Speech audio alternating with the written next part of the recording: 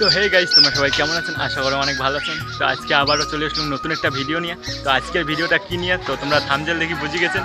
তো আজকে হবে সেই ধামাকাদার খাওয়া। তো চলো তোমরা ওগুলো দেখতে থাকো যে আমরা কী করি। তো ফার্স্ট থেকে লাস্ট পর্যন্ত দেখতে থাকো, ভিডিওটা স্কিপ না করি। তো চলো।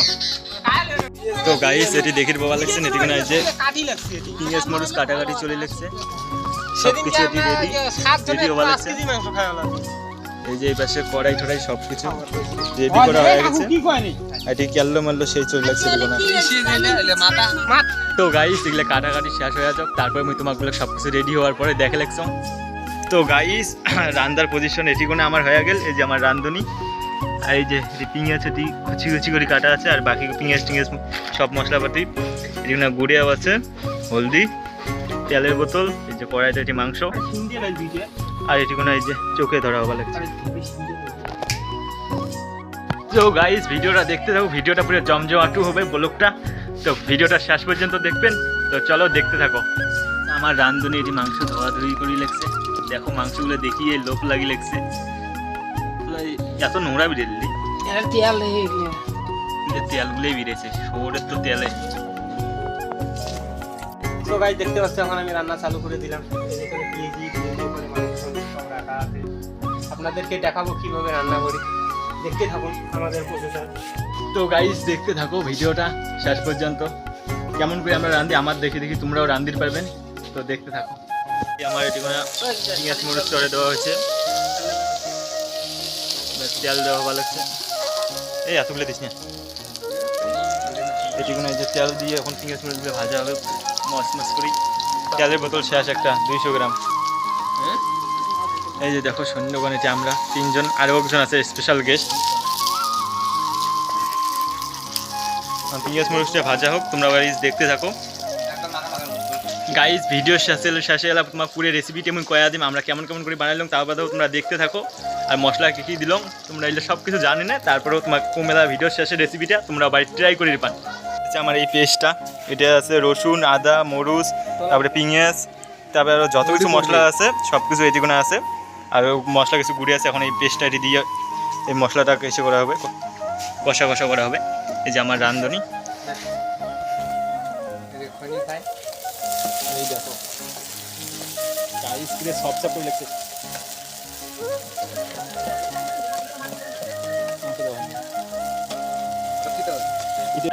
এই পেস্টটা তখন আমরা লবণ দিলাম, এটি হলদি দিলাম, এটা যেহেতু মশলার পেস্টটা, এটা এখন ভালো করে কষা লাগবে।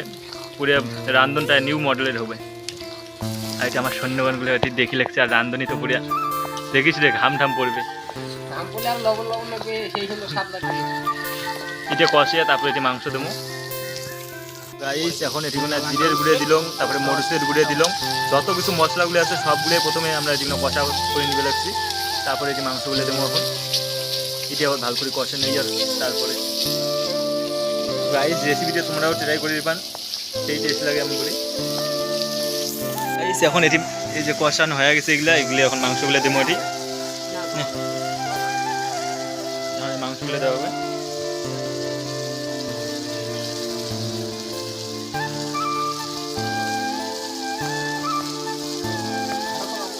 তো গাইস, তোমরা রান্ধনটা দেখতে থাকো, মুই আর অত বক বক না করো।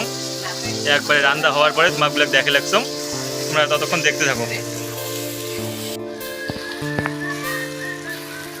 গাইস, এখন ভাজা ভাজা হওয়া লাগছে মাংসগুলো, রংটা সেই হচ্ছে, আরো মরিচের গুঁড়ে একটা আছে। এই যে এটি এখন জল দেওয়া হল কষানোর জন্য, আর মাংসগুলো সেদ্ধ হবে।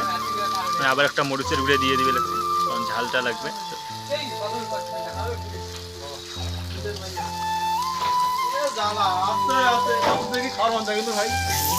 তো গাইস, এখন এই যে জল দেওয়া হল, জল দিয়ে দেখো এখন কষানোর জল ঢাকি দেওয়া লাগবে না, ঢাকি দিয়ে তখন সেদ্ধ হবে। এটি না কালারটা সেই হচ্ছে, দেখি লোভ লাগছে।